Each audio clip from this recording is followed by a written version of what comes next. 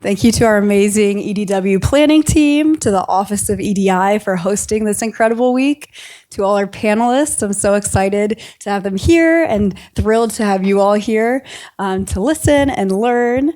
So the agenda for today will be, first, we're going to ask our amazing panelists several questions, and then we're going to open up to all of you to be able to ask as well. All right, so first, I'll introduce each of our panelists. Right here next to me, this is Mitch Gilbert. Mitch is an inclusive product designer. She was a former elite athlete and Nike employee, so she's obsessed with women's health and sportswear apparel. Mitch attended the UCLA Anderson School of Management after earning a full scholarship to build her startup, Oya Femtech Apparel. Prior to that, she was a Deloitte consultant and the chief product officer at a sportswear startup. She worked with Nike's Demand and Supply Management Division, and she graduated from the University of Chicago with a bachelor's degree in public policy. Oya Femtech Apparel is her fourth company. Whew. Let's give it up for Mitch, so CEO and founder. Next, we have Tori Harris. Tori brings a diverse background of federal legal experience, as well as contract management experience in the aerospace industry and teaching contracts law. Tori began her legal career in 2001 with the U.S. General Services Administration in Washington, D.C. as a member of the General Law and Real Property Divisions, litigating Title VII matters before the EEOC, serving as legal counsel for Freedom of Information Act and Privacy Act matters, as well as a litigator of government contract appeals. After a break in practicing, Tori returned to the GSA in 2022, where she serves as an assistant regional counsel with the San Francisco Regional Office, primarily advising the Federal Acquisition Service on procurement matters. At the age of 12, Tori knew that she wanted to go into the law as a way to be a voice for the voiceless and provide protection. In her role as chair of the Northrop Grumman Leadership Development Program, this protection turned into advocating for and helping others to grow into their true, authentic selves, especially in the workplace. Through life and career trials and lessons learned, Tori learned the importance of relying on her Christian faith and trust in God to always walk in and become her true self. Tori earned her JD from Albany Law School, MA in Sports Management from the University of San Francisco, a BA in Political Science from Syracuse University, and Executive MBA from the UCLA Anderson School of Management. Woo! Let's give it up for Tori. Amazing. And finally, we have Liza Katzman. Liza is a diversity, equity, and inclusion consultant and educator focused on helping leaders embed DEI-centered practices into their organizational culture and business operations foundationally. Her 10-plus year career moved from education into technical change and business operations at Sony Pictures and organizational change management consulting. This has given her, this is a lot, obviously, because we have incredibly accomplished panelists, has given her a unique perspective from multiple institutional levels of the DEI landscape and implementation. She's also co-chair of the Alumni Identity Groups Committee of the Anderson Alumni Board of Directors. For Liza, the topic of intersectionality is so vital to overall social and organizational progress because it pushes us to think in more complex and nuanced terms than binaries and generalities. When thinking about creating change and how much cooperation and intentionality this ultimately requires, there's an imperative to understand the lived experiences and perspectives of people across different combinations of privilege, marginalization, and institutional power. Only then can we create systems and communities that truly recognize and benefit all the people within them. Well, all right. Thank you so much. So we have amazing panelists from a variety of different fields and backgrounds, and also all of them are Anderson alum. So very proud to have them here. So first, we're going to dive into a quick definition of intersectionality, and then we'll go ahead and let the speakers speak. So the term intersectionality was first coined in 1989 by critical legal and race scholar Kimberly Williams Crenshaw, who, I will add, is also a UCLA law professor, in a paper titled Demarginalizing the Intersection of Race and Sex, a Black Feminist Critique of Anti-Discrimination Doctrines, Feminist Theory, and Anti-Racist Policies. In this paper, Crenshaw reviewed legal proceedings to illustrate how it is the intersection of race and gender that shapes how Black men and women experience the legal system.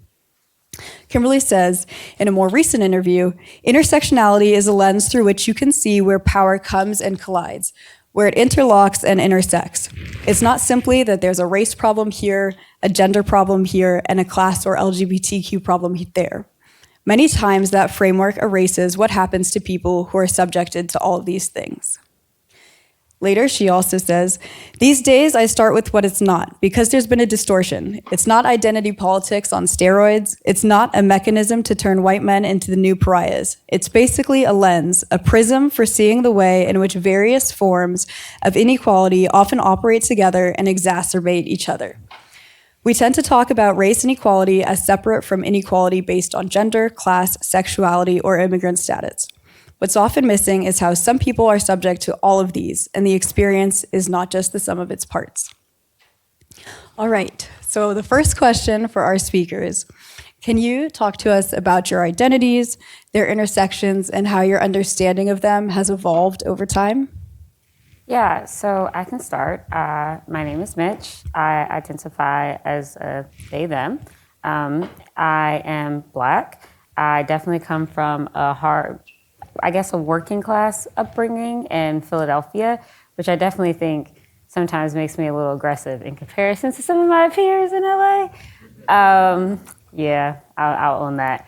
That being said, going to a place like University of Chicago, which is really focused on the theory of the mind and being like a very cerebral thinker, I, growing up, didn't know that I was different from anyone. I thought, as long as I did my reading and I did my work and I put the work in, I deserve the same opportunities as any and everyone else. Freedom is important, et cetera. People get to be whoever they want to be. It wasn't until I joined consulting that I started learning. I'm like, I am not a white man.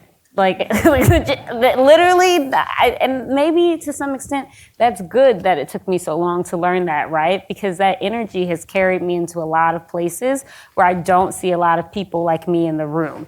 And I think partly my parents intentionally shielded me from that. I had a very strong mother who's very focused on whatever room you go into, you deserve to speak, you deserve to have a voice.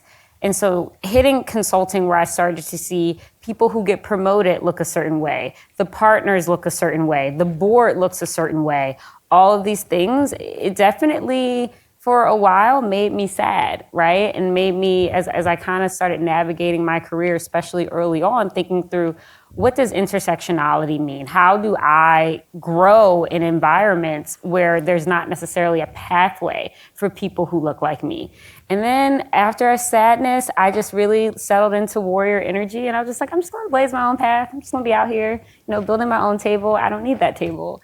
And so I guess that's how my definition of intersectionality has changed over time. Yeah, that's a great answer, Mitch. I think I have a similar background as you. I grew up in DC, not even middle class. So we grew up I was poor. Well, I don't know if I was poor, but I definitely noticed that we were different as I got older. And so I had a single mom raised by her brothers and sisters, my grandparents. So I was very much aware of my surroundings and that there were a bunch of Black people around. That's what I knew. And for me, my identity has been rooted in my Blackness and being a woman.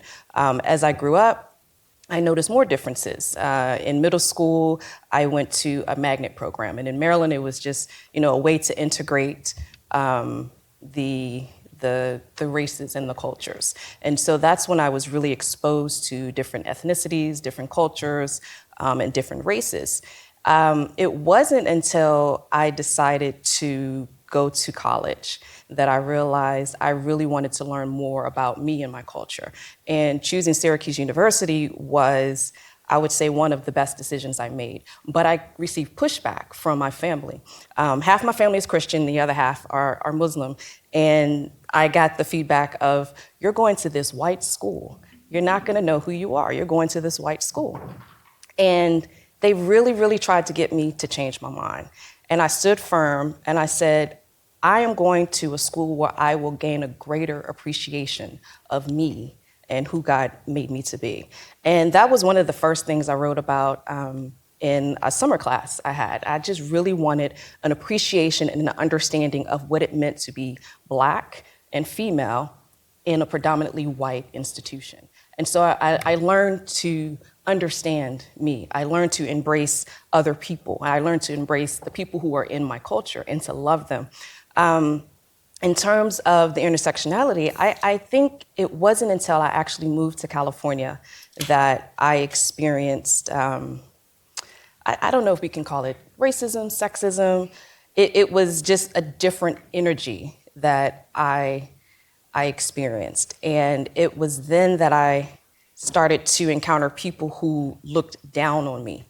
I noticed in certain circles, white men were deemed automatically smart, automatically capable. And the circles that I walked in, I was less than. And I feel that looking back, I kind of had to go through that experience so God can grow me up in my strength. So I can know my identity is in Him. It's in who He created me to be. It's not in who someone says I am or who someone says that I'm not. So over time, I have learned to really look to God to say, who did you create me to be? What do you want me to be? What is my purpose? And that's where I am today. Just, I've kind of shed the warrior mentality in a sense. It's still there. It's still there. And as I went through my own identity struggle, I look back and I say, man, before I moved to California, I was just rah, rah, rah. I was just like, Mitch, I was rah, rah, rah. Not rah. I was fighting everyone. But then I understood that people weren't hearing me. And it's important for me as a Black woman to be heard. I was getting tired of funneling my responses and my answers through a white man just so they could be heard. And so I had to learn, and it took a long time. Took even until this time to really learn how to rest and be more deliberate in my responses and be more loving in my responses so that people can hear me better. And I think that is a part of where I am in my journey now and my purpose. That's really hard to follow up. I was born in Russia, and I came to the U.S. My family is Jewish, and we came to the U.S. as asylum seekers under religious persecution. And I am identify as culturally Jewish and not religiously Jewish, which I think has some interesting fumblings to it. And I grew up very disconnected from my gender, actually, quite the opposite of what they shared. My older brother had a really tough time, and so my dad instilled all of his hopes and dreams for his son on me. And I was pushed to think, you can fight with anyone. Me being a little girl, did not come up ever. I was literally dressed in my cousin's boys' clothes. When you come on asylum, you definitely don't have a lot of money. And when you left Russia at the time, you had to leave all your assets there because you're considered a traitor of the state. So that was really, I was just go, go, go. I did not pay attention to my identity or who I was until I discovered that I was gay. And that was really tough because former Soviet parents don't take too well to that, right? A country where that is punishable by imprisonment, by death in certain parts of the country. But, I came out, it was tough. I came out to my mom, not to my dad. It took another 8 years when I was 18. And that kind of became the wholeness of my identity because I felt like I had nothing else to cling to. I had this warrior fight in me about that specifically. I grew up in California, and I came out when I was 18. When I was 19 years old, I think Prop 8 came to fruition, and I was standing on street corners with signs and fighting, and it was just all of me. And I did not pay attention, again, to the fact that I was a woman. I was there with gay men and trans people, and that, it was just a monolith of LGBTQ. It did not matter kind of what intersection that was. And then over time, and all my friends in college were gay men, and that all seemed fine. And then something started splintering when I realized that the way women were treated in the queer community was not equal to the way that men are treated in the queer community. We're not welcome in their spaces, or if we are, it's like under certain stipulations. And so that was like another, I was like, oh, okay, yeah, no, I'm not quite the same. And then, when it comes to what's interesting is that when it comes to my race, I didn't think about it because obviously I don't have to, right? That's like the cornerstone of privilege. But I went to UCLA as an undergrad, and I got my minor in education studies, like focusing on educational inequity. And I had a professor, I'll never forget him, Dr. Tyrone Howard. If you would be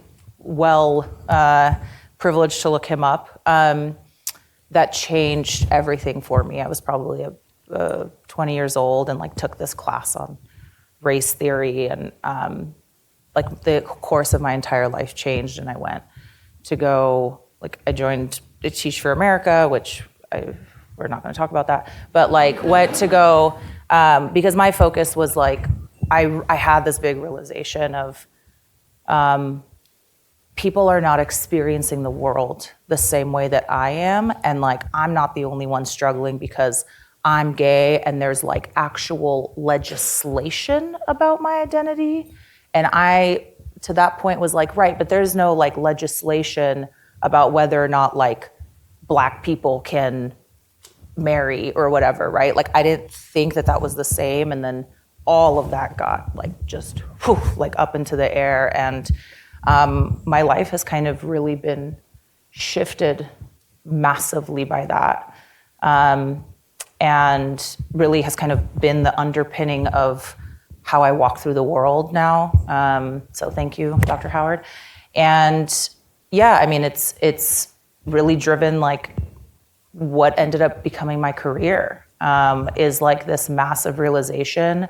And even though my career went in other directions, like that rumbling never going away for me of like, no, like I can do something about this. Like there are ways that this can change. I want the world to be different for incredible women like this, that the things that they went through were unfair. And yeah, so my identity really has evolved and shaped, and that even can continue on. Like, I'm sure the Jewish thing is not absent on any of you, like now, and like up until now, that didn't really matter. So yeah, I think there's a much bigger story, but I think for all of us, what's true is that it's never who we are doesn't necessarily change, but how that shows up is like worlds of difference throughout our life. So, yeah. Thank you so much for sharing each of your individual profound journeys, from building your own table to having your identity be secure in God, to your coming out journey and that process. I'm curious to know more about how that impacts how you show up to work today. You are all in very different work environments, and so how does that affect your approach to work, how you view yourself as a leader, the type of work you seek out, anything along those lines? Yeah, I think being from an underrepresented background gives me a lot of empathy. Leading from a place where I want to make sure, like I consider myself an inclusive product designer. There's a lot of product designers that, they don't, I'm not going to say they don't care, but maybe they're looking at like the high level. Like who are the most people? Like for example, even steps that you walk on are not designed for women. So a lot of women actually wind up getting hip and back problems when they hit their 80s because we're walking on these steps that weren't designed for our gait. And so therefore we have issues with them. And so looking into those opportunities and trying to figure out who are people being served by these products that we use every day, whose voices or bodily needs or functions are not being considered. I would say my team is pretty diverse. My co-founder is a white man from Florida with cerebral palsy, which gives him his own interesting, he loves Black Twitter, you know, like that's my, like, I don't know, and Megan Thee Stallion. So he's just like, he's on his own vibe. But Oya is very much a place where he feels at home.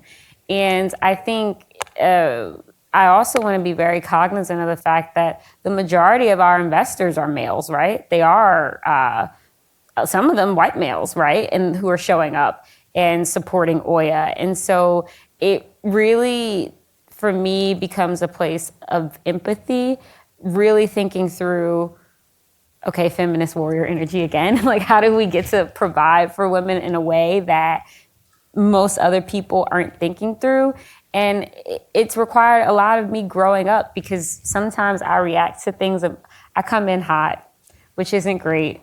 I'm working on it. And so, you know, and then like being able to take a step back and unpack, like, and even I think having the patience to teach people, because people aren't always aware when they have privilege, and people aren't always aware when they are being exclusive or not being, you know, an inclusive person.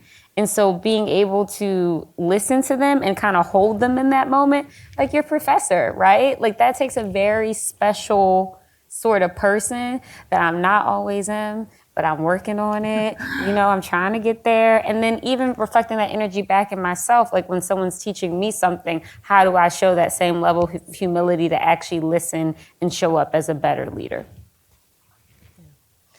No, that's tough to follow. Okay. I think for me, showing up, and I'll talk from a standpoint of generally and not necessarily at my job in the federal government, but generally I show up just being me. And that involved first learning me, learning what my triggers are, learning what offends me, learning how my tongue and my words can impact someone else. I had a very sharp tongue when I was younger, and it carried on a little bit. And I had to learn. I had one incident in college, and like I said, I'm an only child, so I liked things a certain way. And to a certain point, I was selfish, but demanding, especially when it came to food. If I'm very particular, I don't like the word picky, but I am particular. And in our cafeteria, for some reason, they always got my food wrong. And I just wanted it a certain way, and I could not understand why. Why couldn't it be right? And graduation, one of the ladies from the cafeteria, she said, "I remember you." And that struck a chord in my heart, because I can imagine how my demanding of her and her staff to be perfect impacted her. And I said, I never want someone to remember me for something wrong again. And so I learned to be a little more gentle. I learned to tap into what was the soft point in my heart. Now that was very difficult, because it's like, wait, I remember I was stronger, but now this kind of facade is shedding, it's shedding. And so who am I now? So I've learned to just listen more, speak in love more, and just recognize that my purpose overall is to help. And if I can provide that help, I help. Now, I don't like to be taken advantage of, and there are people who will take advantage of you, but I will help, and I will fight if the need comes to be a fighter, because I'm still a fighter inside. I'm a lawyer, I'm a fighter, I'm a litigator. So I'm still gonna fight, but I can fight you with kindness and kill you with kindness now. So I think maybe work-wise or career-wise, my position may be a bit unique, in which I literally could not separate my identity from my work if I wanted to, right? I do diversity, equity, and inclusion work. So when I'm running a workshop and I'm talking about identity and gender and race and all these things, like, people are not looking at me, right? And like my identities. And as a white person or a white woman doing diversity, equity, and inclusion work, it's probably the only industry in which I am the minority as a white person. All of my colleagues that I work with, now I work, this is complicated, I work for myself, I own my own business, but I'm also in a consortium, a collective of consultants. So I work with 10 to 14 people on a regular basis. Not a single person is white that I work with, which is amazing. Like, how many people get to say that they have that experience? But it really makes me think about who I am so much on a regular basis in my everyday, in my job. And I have to figure out how I have to show up because, one, there's a lot of people that don't want me in this field. I read LinkedIn posts like, white people that do DEI make me sick. How dare you? Like, and like openly, right? And I know that that's there. And even though maybe other elements of my identity, probably a pretty large portion of them are marginalized identities, interestingly enough, it still doesn't remove that from it. And so I try and kind of think about, in what ways can I do this work that is the most of service to people that are more marginalized than me that are doing this work, or have different sets of marginalized identities that are doing this work. So for example, in my collective that I work with, I always volunteer to take on the more difficult clients. I volunteer to be like, oh, there's like a really kind of stubborn, like maybe white set of leaders that like maybe there's a chance that they'll listen to me. And I also don't necessarily, sometimes I'm like, I don't want to put a Black woman in a room with those people to get bombarded and disrespected. Like, I'd rather just see if maybe I can take that on because that, right, like what does allyship means is like what can we do that's behind closed doors that is going to prevent somebody else from having a terrible experience based on their identity. And so it's really complicated. My identity is never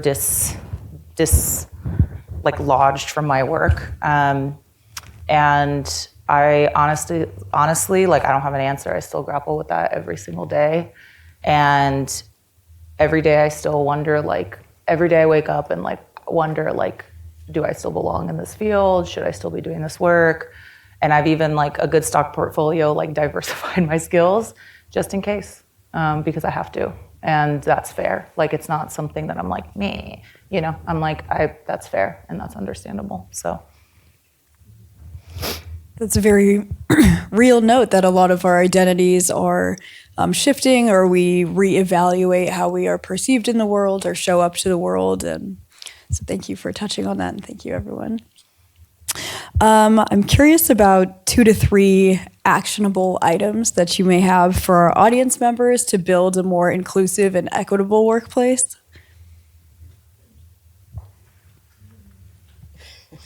Listen more. You know, I think even in meetings that I manage, like, I try and make sure that everyone's talking and engaged. Oftentimes before, like, I talk twice. That was something I learned as a teacher. Everyone talks once before someone talks twice. And that sounds corny, but it's important. Yeah, okay, well, I know it sounds corny, but, you know, it helps with me trying to listen to people. I think another thing is look at who your team is, right? Like, if everyone looks a certain way, that's problematic. Whether it, like, even if it's like, you need to get different perspectives. Like, when Dr. Martin Luther King was marching, he wasn't marching by himself, right?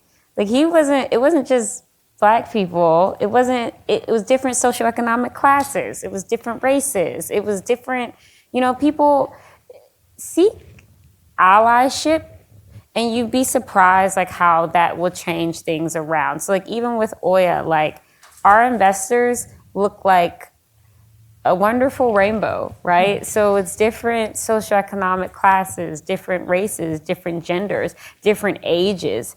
And I think having all those perspectives have really informed our brand and who we want to be.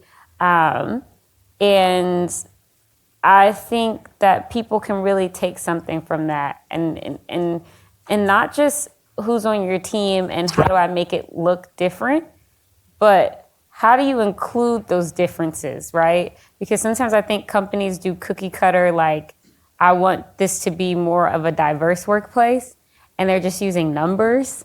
But people who are like working there, like, I hate it here, because just because there are more numbers in diversity doesn't mean there's exactly that leadership pipeline, right? Or that there are senior leaders who look like them, who like they feel like they have people to turn to or infrastructures and supports. And so I think, again, making sure that you're listening, making sure that the voices that you have in the room are diverse and that you're being inclusive of that diversity. Just to add on to that, I think the first step is to really know yourself. I don't think you can lead and know how to lead others without, one, learning how to be a follower and understanding what it takes to lead. And so as you are in UCLA and you're developing your signature leadership style, you have to know your own self. One of the things that I've used, we all talk about like love languages. There's one for work, and I actually brought that into one of my learning groups. When we switched for MBAs, we switched the second semester, we switched, and so I brought that into our group so that we can understand what it is that truly affects us, what hurts us, how we like to receive praise in the group, or how we don't like to receive praise.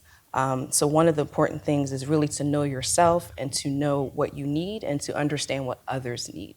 I think another part that's kind of lost in the business world is a lack of compassion. And so that is a compassion for diversity of thought. It's a compassion for different mindsets and people who don't look like you. And if you open your mind and open your heart, you can create a diverse environment in a diverse world. So know yourself and don't forget about compassion. I love that. Definitely building on the knowing yourself. One of the most important things that you can really do is like, and you can literally sit down, and I've had clients do this, is write down all of your sources of power, because we oftentimes think like, oh, there's nothing I can do. Oh, I'm a lowly analyst or whatever. I was a FEMBA, so I was working full time while I was Anderson, so I should make that caveat. Like a lot of you may not be working right now, but but think about all your sources of power. Who are you connected to? Who can you reach? What are ways that you can show up? So even if you're, say you're, like I said, like someone that's an individual contributor, but you are part of a resource group or a club or whatever, and it's, say it's Latino association, right? And you have the power to have influence in just that group, even if it's not in the organization. What is a way that we can say, okay, well, we're a Latino group. Are we thinking about our Latino trans brothers and sisters, right? And thinking about, oh, that's a source of power and privilege that I have in comparison to maybe a different marginalized group, and how can I show up as an ally, right? And the more that we have that awareness, right, and the more that we behave in ways that is to me like showing how to show up in those ways to others, I think it kind of sometimes, not always, but sometimes turns on that light bulb for others and makes it okay to do that. And I would say the second piece, and this is very maybe boring, but like set up structures and systems in places where usually somebody's gut feeling comes into play, because that gut feeling is bias. That's literally what it is, right? That's what gut feelings are. It's all the experiences that we've had throughout our entire lives that define how we are making decisions. And so instead, setting up systems and meetings, setting up systems of how we, evaluate candidates, setting up systems even in our own heads of, there's this job open in my company, I have this great person I'm referring. Set up a little system like, why am I referring this person? Do they actually check off boxes, or am I doing that because they're kind of like me and I think I'm great? I think one is a little bit amorphous, right, and requires some introspection, but the other one's sometimes the boring stuff is what'll make the most impact, because that can be repeated down the line. And allows other people then to circumvent acting on bias as well, because the bias will never go away, but the behaviors can change. So I want to add, have courage to say when something's not okay, right? I think a lot of us have been in moments or situations where you see something happen or you read about it, and rather than challenging that person in power, we kind of just sit with it, right? And it leaves that bad taste in our mouth. I see people nodding their heads. I'm not telling you to go full on warrior cry in the boardroom, unless that's what you want to do, in which case, YOLO, I support you. But because some of us have jobs, that's not what I'm saying either. Do your own thing. But I think, again, the piece is having courage. Especially you're in business school programs, right? You're not disenfranchised. Yes, maybe some of us are from marginalized identities, but other people with those marginalized identities, you're in a stronger position than some people are. And if you refuse to have courage to speak up and say something, then how will people change? So, go ahead. I want to tackle into that. You kind of triggered a memory for me. So along with your having courage and to listen, when you are acting in your leadership role and someone comes to you with something that was done to them, listen to them. And I speak from personal experience. I had a very, very traumatic experience before Anderson, and it was going to destroy me. And it was basically, this woman came in and tried to destroy the house that I was building. And no one listened. No one listened. I cried for months and months. Not even the person who brought me in and promoted me. And she was a Black woman, and she became my Judas. She just turned her back. And she said, you go figure it out, or you're too emotional, so I don't believe you because you're crying. And that's when I had to just rely on God. I spent months on the floor crying and saying, God, why am I going through this? And I remember praying, you gotta fix it, just fix it. And I know that he fixed it, because that same VP or director, at the time she was a director, came back to me and she said, Tori, I'm so sorry. Everything this white woman said was a lie. Everything you said was the truth. And I'm gonna fix it. So when someone comes to you with an issue, don't put it back on them. Figure out what's going on and figure out a way to fix it, and just listen. So I'm sorry to go out on a tangent, but. No, I think the underlying theme is just have courage. America's gonna continue to look the way it does unless people show up, pull up for your allies, pull up for your friends, pull up for people you don't even know. If something's wrong, say something. Say something. Don't lose your voice. Don't lose your voice, and fight for you.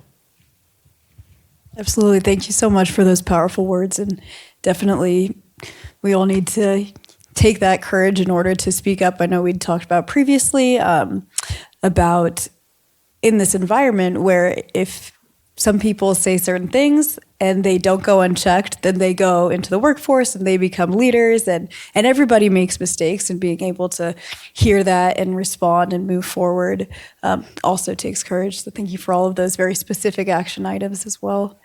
And now I will open up the floor to any questions, and we have a lovely mic runner, Layla. Thank you very much. Do we have any questions?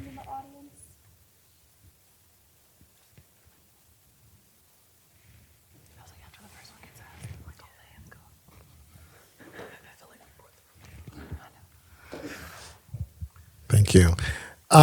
This was amazing. So thank you. Just being, one of my previous roles was Associate Dean for Diversity and Inclusion. So I can tell you that the knowledge that you just kind of dropped really is impactful, even for me, and I'm old. So my question is related to some of the things that you kind of covered, but based on your experiences and times of being marginalized, speak to how important it is, and you covered some of this, but speak to how important it is to be a model, not a model, but a role model, for folks that can say, hey, I can be like you. And maybe share some things that you do to give examples. I do believe, particularly with MBA students, to your point, Mitch, there's a certain level of privilege when you get to this stage. And how do you lend that to those that aspire to get it, that need to understand the steps to get there? So what either causes or things you do to allow yourself to be exposed to those folks that can be the next version of you? I think it's a lot of pressure. I can't speak for your experiences, but with me, definitely, it's a lot of pressure, right? It's like, even when I was a consultant, like I invested money and I was running a scholarship program. So I was sending kids to high school from the inner city. I did Teach for America. I taught in Detroit. I taught every grade of high school. Going to University of Chicago on like a full ride, I realized like I was in an ivory tower, right? There was a lot of guilt that I had because like I had made it out the hood, I guess. And what that looks like now in my role, so I'm one of the first 200 Black women, as woman presenting, to ever raise over $1 million in venture capital, right? So there's a lot of like people looking at me all the time. And I think even with Anderson, it's interesting because I know people who've applied here because I've put things on like LinkedIn, right? And I am not necessarily the most social person. COVID definitely taught me my introvert ways. I just like cooking vegan food and hiking. That's really just where I'm at. But I do think that there's something to be said for showing up in places and having a voice, right? So like trying to get on LinkedIn and like say things and being very encouraging, meeting with people with their ideas and being like, hey, this is my lived experience, so take my advice with a grain of salt. But like, actually though, I do think this is just in giving advice. But I do think sometimes it can be a lot of pressure because there's so few of me, right? And I'm under-resourced and everyone wants to either, and people, what I've kind of internalized it as is people are just often looking for inspiration more than they're looking for anything else, right? They see themselves in you and they're rooting for you, and it's a lot of energy. So I try and be very gracious. I show up to things where people ask me to show up to. I try and be very supportive. I'm still working through that. I'm making a TikTok, so I was instructed I need to make this TikTok to be really clear. Because I also think another piece of it is like, I don't think what I have to say is that crazy or like profound, but sometimes people need to hear it because they don't always put those dots together in and of themselves. And so I think it's just recognizing I'm not always in the driver's seat, being honest about my journey and like the mistakes that I make, right? And I struggle with how much do I share? What is oversharing? What is not? What is sharing enough? And I don't know, but I definitely think it takes a lot of courage. I think it takes a lot of graciousness, and I'm just doing my best because I don't fully have the answer. I think with showing up and showing encouragement to other people. We've all shared a little bit of ourselves, just a very small sampling, but you all see that because of our identities and our life stories, we've gone through some tribulations, some trauma, but we all made it through. And so if people can see that, hey, you can be who you are, you may experience some heartbreak along the line, but you're gonna get to the other side. It's just showing up, being that encouragement. I'll keep it at that. The only thing I'll add to that, because, and this is an experience actually that Anderson taught me, in whether for better or worse. When I came into Anderson, I felt different. Became known as like the browbeating feminist, and like not a lot of people in my class, maybe in my cohort, whatever, I don't want to like make generalizations. It wasn't very welcomed. But what I learned is that you never know who's looking up to you, because I felt a little alienated. I kind of went a little off. I just kind of went off. I didn't have a lot of friends my first year, to be honest, because I was different. I was willing to stand up when men would say crazy things in the class, and I was like, nobody's gonna check him, I'll check him.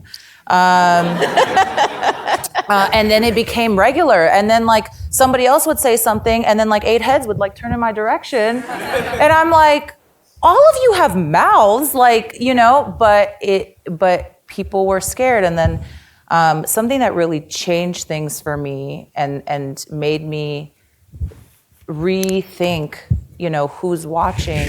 Somebody that became actually quite a good friend of mine after our second year, and I was 3 years, which I'm very thankful for as a FEMBA. So after our second year, someone that became a close friend of mine, I kind of had a conversation. I was like, I feel like we didn't really jive the first year. And she was like, she's like, I didn't really like you because I love honesty. So like, bring it on. She's like, I didn't really like you. She's like, and part of it was because I wanted to be able to do